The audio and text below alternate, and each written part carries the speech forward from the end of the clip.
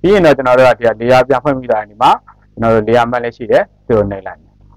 မင်္ဂလာပါ YTG ကွန်ပျူတာသင်တန်းကျောင်းမှကျေဆိုပါတယ်ဒီကနေ့မြောက်ပြင်နေတဲ့သင်ခန်းစာလေးကတော့ခုလိုမျိုး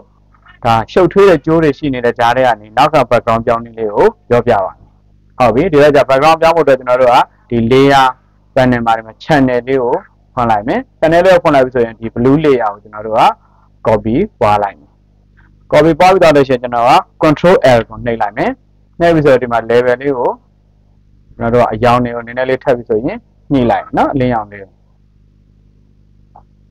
ဒါကိုလိုတော့လေးညှိလိုက်ပြီးရင် okay နှိပ်လိုက်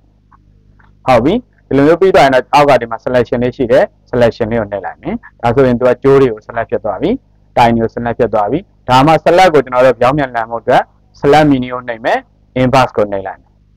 ဟုတ်ပြီဒါဆို select ပြီးသွားပြီပြီးတော့ရင်တော့ကျွန်တော်တို့ကဒီ RGB channel ကိုပြန်ဖွင့်လိုက်မယ်အောက်ကပြန်ပိတ်လိုက်မယ်ပြီးရင် layer ကိုပြန်ဖွင့်လိုက်မယ်ဟုတ်ပြီပြီးရင်တော့ကျွန်တော်တို့ကဒီ layer ပြန်ဖွင့်ပြီးတာဒီမှာကျွန်တော်တို့ layer မှတ်လည်းရှိတယ်သူ့ကိုနှိပ်လိုက်မယ်ဒါဆိုဒီမှာနောက်မှာ layer မရှိတော့ဘူးเนาะဟုတ်ပြီ color ထည့်ကြည့်ခြင်းနဲ့ဆိုတော့ကျွန်တော်တို့ကဒီမှာကျွန်တော်တို့က adjust layer ကနေဒါ solid color အဲဒီကနေဒါကိုကြိုက်တဲ့เนาะ color တစ်ခုလောက်ကိုခဏယူလိုက် okay နှိပ်လိုက်ပြီးရင်ဒီမှာသူ့ကိုဒီ layer အောက်ကိုပို့လိုက်ဟုတ်ပြီเนาะဒါကိုကြိုက်တဲ့ဒါ color ဒီမှာဒါပြောင်းထည့်လို့ရတယ်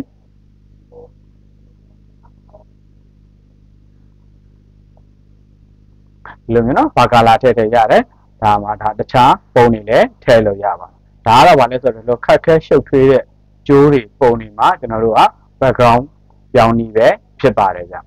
ဟုတ်ပြီဒီဗီဒီယိုလေးကိုနှစ်သက်ဒါကြိုက်နှစ်သက်တယ်ဆိုရင်တော့ဒါ like လုပ်ပေးပါဦးเนาะဒါနောက်သင်ခန်းစာဗီဒီယိုတွေကိုကြည့်ချင်လို့ရှိရင်လည်း